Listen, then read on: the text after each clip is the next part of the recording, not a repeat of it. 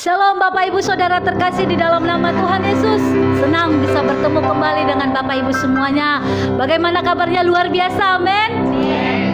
Kami yakin dan percaya kita semua dalam keadaan luar biasa. Baik Bapak Ibu, sebelum kita mendengarkan firman Tuhan yang disampaikan oleh hambanya Bapak Pendeta Dr. Andi Padriadi Wiharjokusumo, baik kita mau memuji Tuhan, kita mau tinggikan nama Tuhan, bahwa sekarang telah tiba Anak Domba Allah untuk ditinggikan namanya. Haleluya.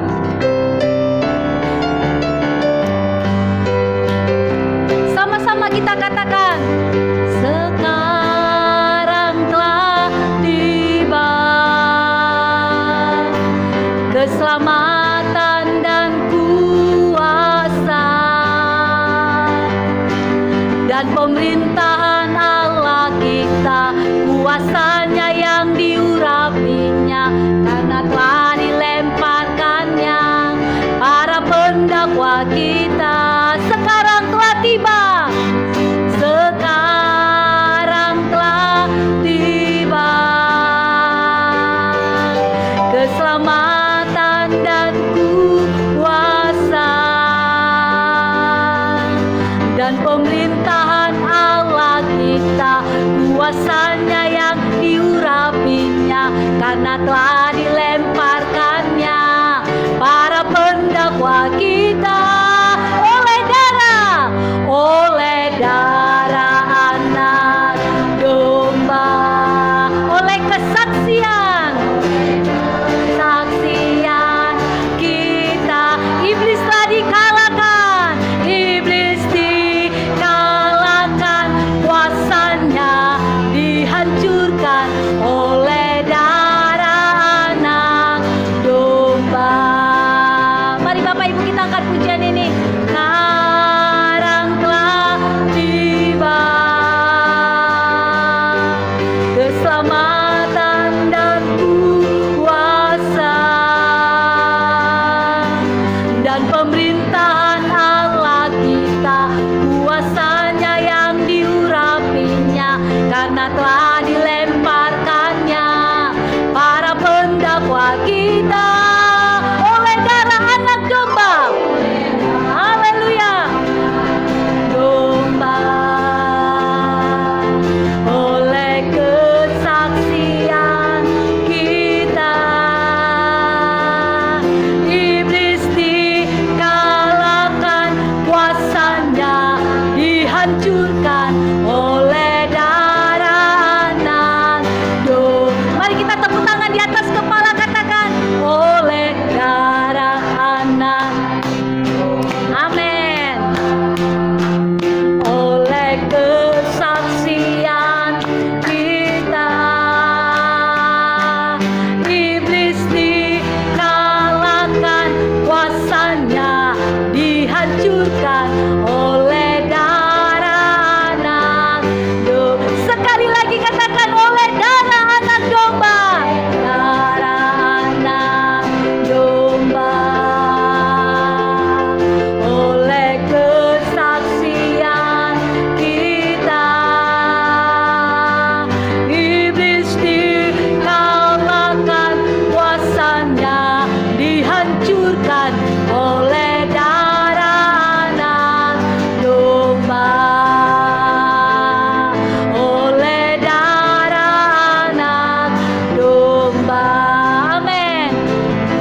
Oleh darah Anak Domba. Berikan tepuk tangan bagi Allah kita. Haleluya. Mari kita berdoa. Terima kasih Tuhan, terima kasih Yesus. Oleh kesaksian kami Tuhan, iblis telah dikalahkan oleh kuasa darah Anak Domba Allah. Kuasa iblis dipatahkan, dihancurkan, sehingga kuasa Allah yang bekerja dalam kehidupan kami. Terima kasih Tuhan, terima kasih buat keselamatan yang sudah Tuhan berikan dalam kehidupan kami pribadi lepas pribadi. Dan saat ini Tuhan, kami mau buka hati kami untuk setiap perkataan-perkataan-Mu ya Tuhan, yang akan disampaikan oleh hamba-Mu ya Bapak Pendeta Dr. Andi Padriadi Wiharjokusumo. Kami berdoa buat hamba-Mu Tuhan, biarlah kiranya kuasa pengurapan yang daripada Roh Kudus itu memberkati hamba-Mu ini Tuhan, sehingga firman yang disampaikan oleh hamba-Mu ini Tuhan, itu membangkitkan setiap roh kami ya Tuhan. Roh kami yang tertidur boleh dibangkitkan karena Engkau bekerja melalui firman yang dilepaskan oleh hamba-Mu ini ya Tuhan. Terima kasih Tuhan, terima kasih. Kami buka hati kami untuk firman-Mu Tuhan. Kami siapkan hidup kami, pikiran hati kami untuk firman-Mu Bapa. Hanya di dalam nama Tuhan Yesus kami berdoa dan mengucap syukur. Mari Bapak Ibu, setiap kita yang siap mendengarkan firman Tuhan, bersama-sama dengan saya kita katakan amin. Haleluya. Shalom saudara, saya berdoa dan berharap kita semuanya malam hari yang indah ini dalam keadaan sehat walafiat, tidak kurang satu apapun. Mari kita mulai saja pertemuan kita pada malam hari ini. Kita buka dengan doa, kita satukan hati kita. Kembali kami mengucap syukur Tuhan karena Engkau telah menyertai kami sepanjang hari ini, dan malam hari ini Tuhan masih memberikan kesempatan bagi kami untuk kami boleh dengar-dengaran dengan firman Tuhan.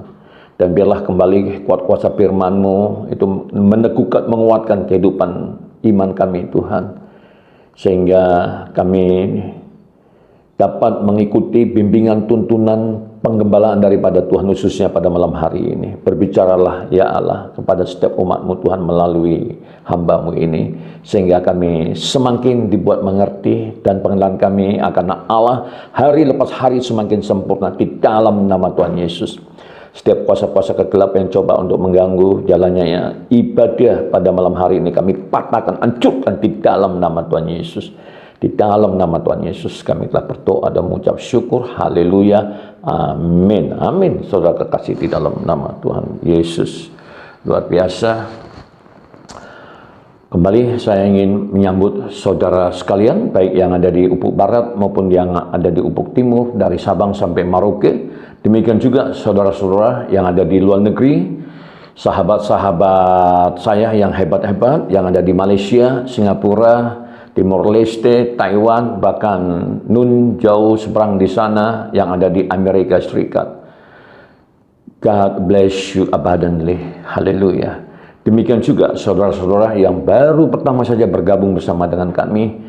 We would like to welcome you to the channel of Khotbah Pendeta. Kami ingin menyambut saudara di saluran Khotbah Pendeta ini.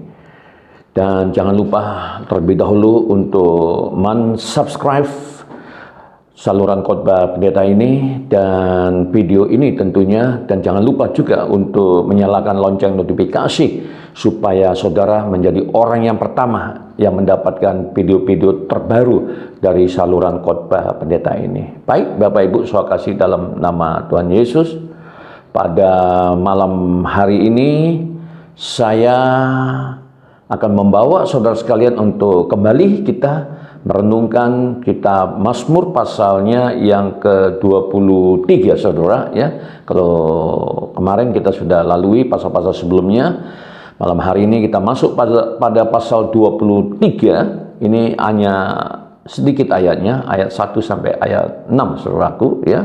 Bagaimana? Apakah saudara sudah siap untuk membuka Alkitabnya? Kita akan baca sama-sama saudara ya. Ayat 1 di sana dikatakan demikian. Mazmur Daud, Tuhan adalah gembalaku, takkan kekurangan aku. Nah, dari sini kita tahu bahwasanya Mazmur ini ditulis oleh Raja Daud, saudara. Di ayat yang kedua di sana dikatakan, Ia membaringkan aku di padang yang berumput hijau, Ia membimbing aku ke air yang tenang. Ayat 3, Ia menyegarkan jiwaku, Ia menuntun aku di jalan yang benar oleh karena namanya. Ayat 4, sekalipun aku berjalan dalam lembah kekelaman, aku tidak takut bahaya, sebab Engkau besertaku, gadamu dan tongkatmu itulah yang menghibur aku. Haleluya.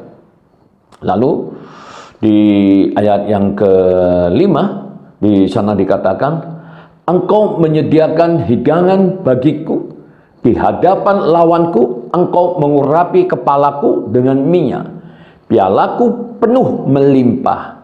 Ayat 6, kebajikan dan kemurahan belaka akan mengikuti aku seumur hidupku, dan aku akan diam dalam rumah Tuhan sepanjang masa. Saudara, Mazmur 23 adalah salah satu mazmur yang sangat banyak dikhotbahkan dan dikutip oleh para pengajar, penginjil, dan orang Kristen. Mengapa?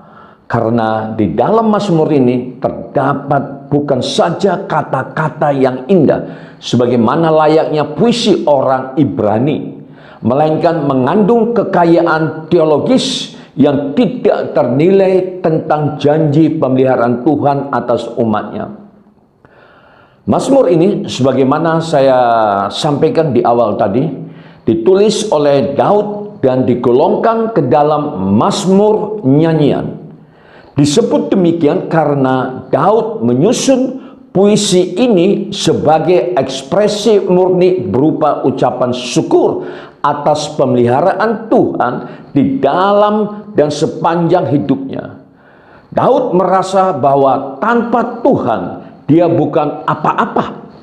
Keyakinan yang samalah yang seharusnya menjadi alasan dan mendorong kita untuk terhubung pada Tuhan. Sebagaimana Daud telah melakukannya, kita akan belajar mengenai menjadi ungkapan isi hati Daud di dalam Mazmur pasal 23 ini. Saudara, di prasa pertama di sana dikatakan, Tuhan adalah gembalaku, takkan kekurangan aku. Apa maksud pada prasa ini? Di sini Daud memberikan satu penegasan bahwa dalam hidupnya Tuhan digambarkan sebagai sosok gembala. Kita mengamati bahwa seorang gembala tidak pernah jauh dari domba-dombanya. Gembala mengenal dombanya, dan demikian sebaliknya. Tugas seorang gembala sangatlah penting. Dia tidak saja mencukupi kebutuhan domba dengan memberi mereka makan, juga berjaga-jaga dari ancaman musuh. Gembala selalu bersama-sama dengan domba-dombanya. Itulah sebabnya dari sisi domba, dirinya akan merasa aman selama dia berada di samping gembalanya. Daud menyadari bahwa hubungannya dengan Tuhan bukanlah sebuah hubungan simbiosis mutualisme, sebuah hubungan saling menguntungkan antara dua belah pihak. Hubungan Daud dengan Tuhan jauh melebihi kebutuhan-kebutuhan di dalam diri Daud sendiri, dan itulah yang disebut dengan intimacy, yaitu keintiman. Saudara kekasih di dalam nama Tuhan Yesus, Daud mau menjelaskan bahwa Tuhan yang digambarkannya sebagai gembala itu adalah Tuhan yang selalu menuntun hidup Daud dan selalu berjalan bersamanya dan memenuhi apapun yang menjadi kebutuhannya. Itulah sebabnya ketika spiritual connection ini berlangsung, maka kebutuhan akan terpenuhi dengan sendirinya. Takkan kekurangan aku adalah sebab akibat dari pernyataan Daud yang menjadikan Tuhan sebagai gembalanya. Pesan yang disampaikan di dalam kidung pembuka ini sangat jelas bagi kita, bahwa selama kita menjadikan Tuhan sebagai gembala dan selama kita juga mau menjadi domba yang baik bagi gembala itu, maka apapun yang menjadi kebutuhan kita tersedia, sebagaimana seorang gembala menjamin kebutuhan domba-dombanya, mulai dari kebutuhan fisik, rasa aman, ketentraman, dan hal-hal lainnya yang non-material. Bagaimana dengan saudara? Sudahkah saudara menjadikan Tuhan sebagai gembala sebagaimana Daud lakukan? Sudahkah saudara menjadi domba yang baik? 2. Ia membaringkan aku di padang yang berumput hijau. Ia membimbing aku ke air yang tenang. Ia menyegarkan jiwaku. Saudara, prasa ini ingin menggambarkan bahwa terlihat ada paralel di dalam kalimat tersebut. Perhatikan kata ia membimbing. dan kata ia menuntun. Keduanya menjelaskan fungsi memandu atau mengarahkan. Daud memberikan metafora bahwa pengarahan dari Tuhan di dalam hidupnya membawanya pada padang yang berumput hijau. Maksudnya, sebetulnya bukanlah berumput hijau, tetapi berumput segar. Coba seandainya itu adalah makanan, maka kesegaran makanan itu akan memulihkan banyak hal di dalam stamina tubuh. Berbeda jika makanan itu basi atau layu. Demikian juga jika yang segar itu adalah sebuah tempat beristirahat, kenyamanan menjadi salah satu standar kualitasnya. Itulah yang Daud rasakan di dalam hidupnya. Pemberian terbaik dari Tuhan dalam sebuah padang penggembalaan terbaik. Sesuatu yang selalu baru diterimanya di sana. Bahkan Daud menegaskannya, Tuhan yang menjadi gembalanya itu tidak pernah membawanya ke air yang bergolak, melainkan ke air yang tenang. Mengapa Daud mengatakan demikian? Air tenang menunjukkan tempat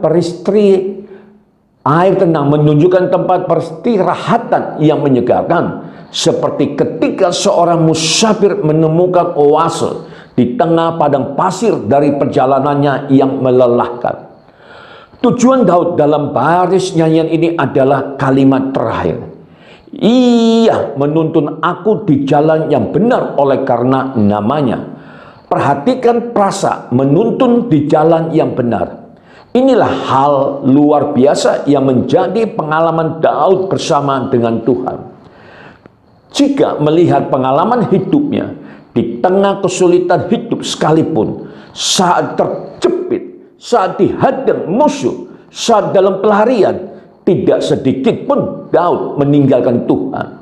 Dia selalu mencari kehendak Tuhan sebelum mengambil keputusan di saat-saat seperti itu. Kontrasnya terlihat saat dia gegabah melangkah memenuhi keinginan dagingnya sewaktu menghampiri Betseba.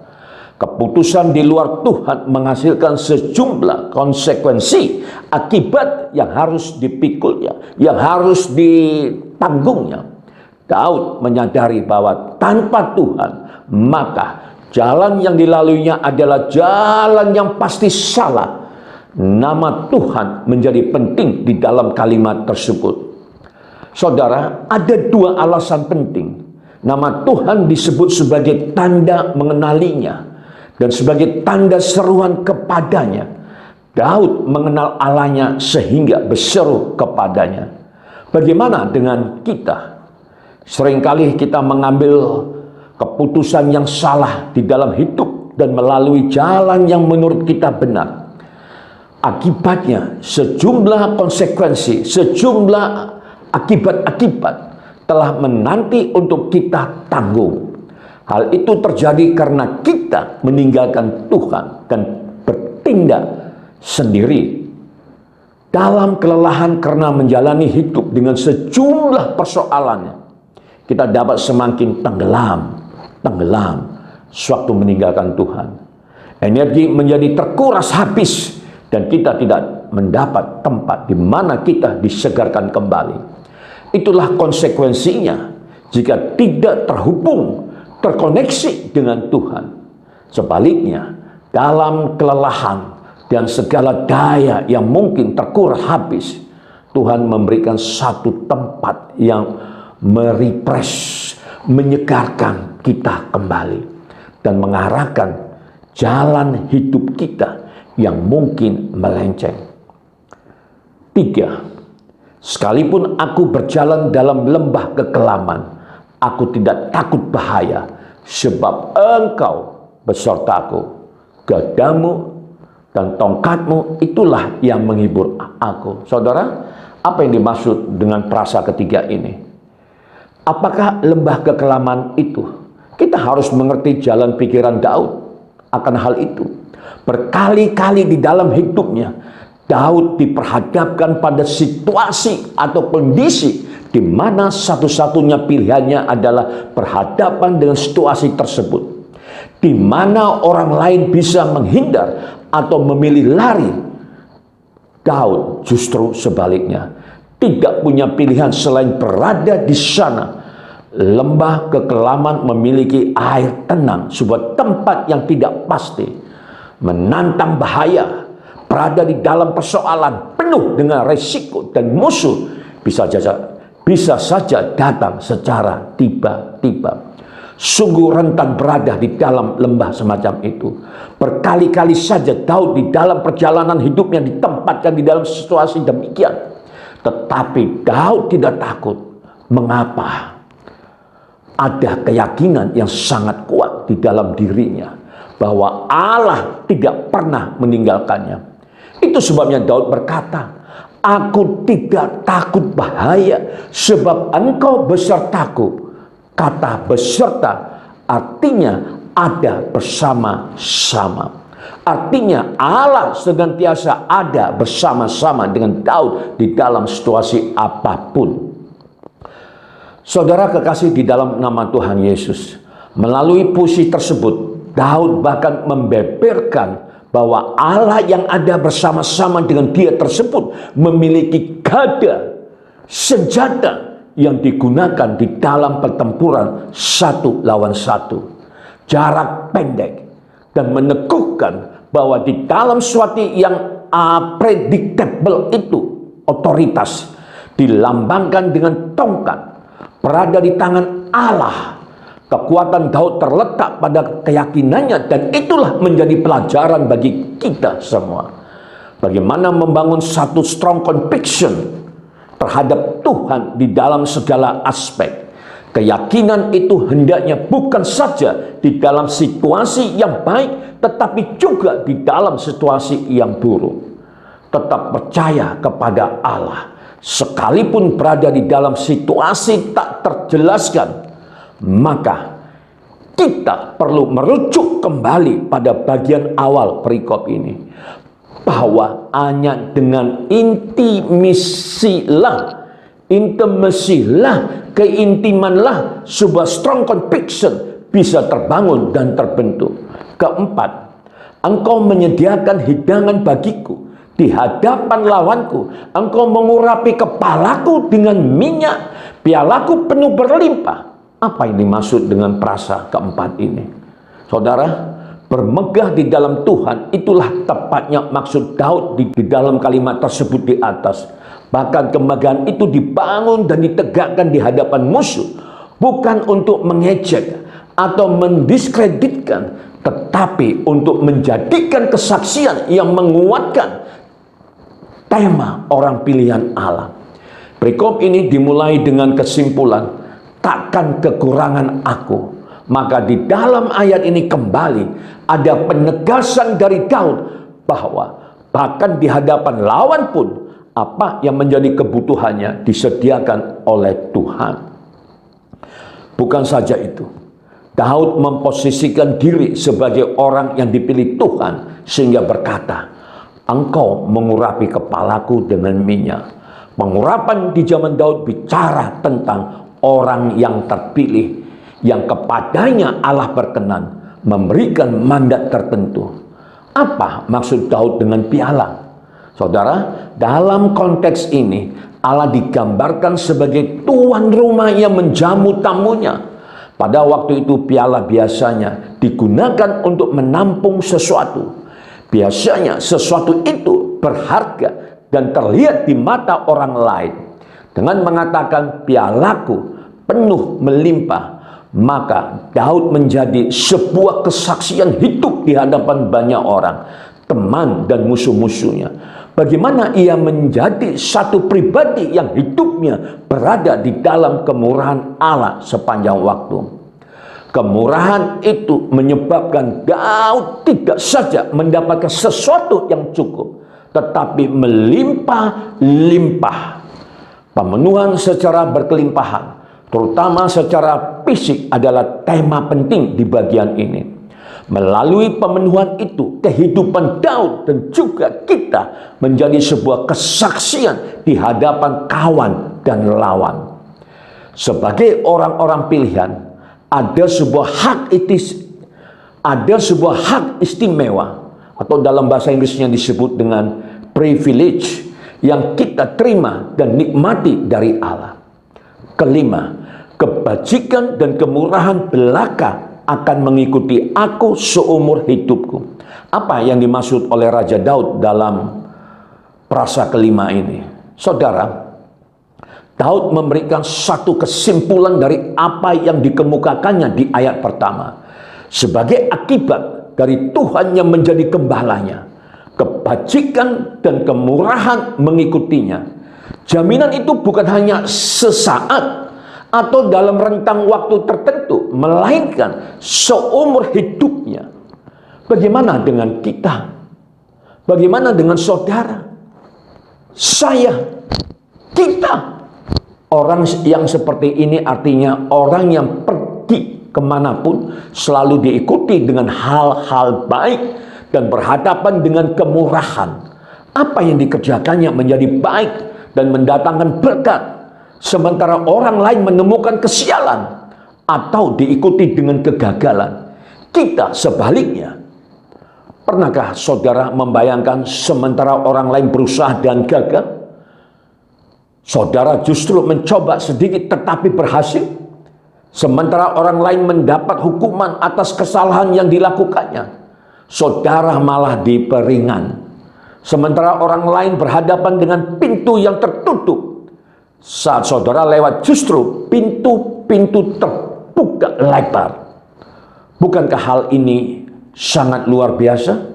Keenam, dan aku akan diam di dalam rumah Tuhan sepanjang masa. Saudara, ini adalah sebuah kerinduan. Rumah Tuhan pada waktu itu adalah bait suci. Di dalam rumahnya Tuhan berdiam. Siapa yang berada di dalam rumahnya, itulah yang bertemu dan bergaul dengan dia, dengan Tuhan. Kerinduan Daud terungkap di dalam perikop ini bahwa Tuhan menjadi segala-galanya di dalam hidupnya. Banyak orang menggambarkan ayat ini sebagai penutup eskatologis, tetapi tidak seperti itu. Rumah Tuhan yang dimaksud Daud adalah bangunan bait Allah yang tak kunjung terwujud selama masa pemerintahannya. Sungguh indah, bukan? Tidak bosan-bosannya saya mengkhotbahkan, tidak bosan-bosannya saya mengkhotbahkan Mazmur 23 ini. Mengapa? Karena banyak sesuatu hal yang baru. Saudara kekasih di dalam nama Tuhan Yesus, sungguh sangat luar biasa malam hari ini kita diajar kembali oleh Tuhan melalui kebenarannya yang disampaikan oleh Raja Daud. Bersyukurlah kita kepada Tuhan, saudara, karena melalui kesaksian kehidupan Raja Daud, banyak hal yang sudah kita peroleh. Tentu apa yang kita peroleh itu, saudara, itu membuat kita semakin bergairah, semakin semangat, saudara. Sehingga apapun yang kita kerjakan, semuanya boleh berhasil, berbuah berlipat kali ganda. Berbicara soal kesesatan, berbicara soal masalah, saudara, kalau kita sikapi itu dengan sikap yang positif, itu tentu menjadikan berkat. Bagi orang yang tidak mengenal Tuhan, tentu masalah buat dia adalah sesuatu beban yang berat yang perlu dihindari.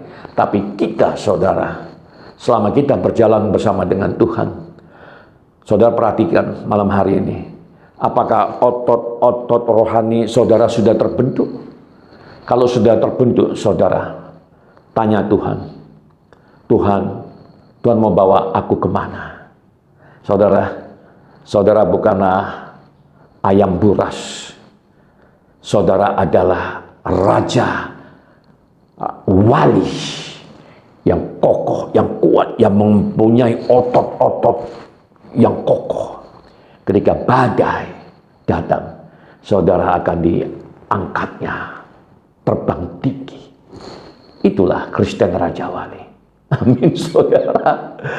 Luar biasa, saudara. Ya, jadi biarlah malam hari ini kita boleh belajar kembali, saudara. Jangan bosan-bosannya. Amin, saudara. Tetap konsisten, tetap setia. Terus isi kehidupan kita dengan kebenaran firman Tuhan. Kuasa firman Tuhan itu yang akan membawa kita terbang bagaikan raja wali.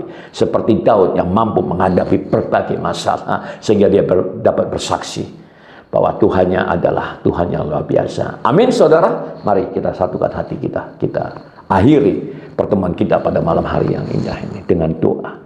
Terima kasih Bapa. Pengajaran-Mu sungguh sangat fantastis, sangat spektakuler Tuhan. Yang memenuhi kehidupan, kebutuhan rohani kami. Santapan yang lezat dan sehat pada malam hari ini sungguh sangat meneguhkan kehidupan iman percaya kami. Terima kasih Bapa. Hamba berdoa untuk setiap umat-umat-Mu Tuhan. Biarlah mereka boleh terus setia di dalam Engkau ya Allah. Sehingga ada hal yang besar yang Tuhan nyatakan, berikan bagi kami. Dan hari-hari ini Tuhan tengah memperlengkapi kami dengan kebenaran firman-Mu ya Bapa. Oh mari Tuhan, nyatakan jalan-jalan-Mu bagi kami. Roh Kudus, jangan jemu-jemunya untuk terus membimbing, menuntun, menggembalakan kami. Bawa kami masuk di dalam satu kemenangan demi kemenangan. Bawa kami masuk di dalam satu kemuliaan demi kemuliaan. Terima kasih Bapa. Terima kasih ya Allah. Terima kasih Tuhan Yesus. Secara khusus hamba-Mu berdoa Tuhan. Buat siapapun mereka, dimanapun mereka berada, yang tengah menyaksikan siaran ini, mengikuti pengajaran ini Tuhan. Buat mereka berhasil. Buat mereka sukses di dalam nama Tuhan Yesus. Terima kasih Bapa. Dan sesaat Tuhan kami akan mengakhiri renungan malam hari ini bersama dengan Engkau. Namun sebelumnya kami rindu untuk menerima berkat daripada-Mu. Mari saudara kekasih dalam nama Tuhan Yesus. Arahkan hatimu ke surga. Terimalah berkat anugerah sukacita damai sejahtera dari Allah Bapa di surga. Cinta kasih Yesus Tuhan yang sempurna. Dan persekutuan dengan Roh Kudus yang manis. Itulah yang menyertai kita dari sekarang hingga Maranatha. Bahkan sampai selama-lamanya. Kita yang percaya dan telah diberkati. Bersama-sama kita katakan amin. Amin. Saudara kekasih di dalam nama Tuhan Yesus. Thank you so much for joining us in the special evening devotion. Kita akan kembali besok pagi pada jam 6 pagi waktu Indonesia bagian Barat. Saya berdoa saudara semakin semangat dan bergairah. Dari Medan di ladang pelayanan, ladang misi, kami semuanya tim yang terlibat di dalam acara ini mengucapkan salam sejahtera, salam sehat, salam sukses. Tuhan Yesus memberkati. Immanuel.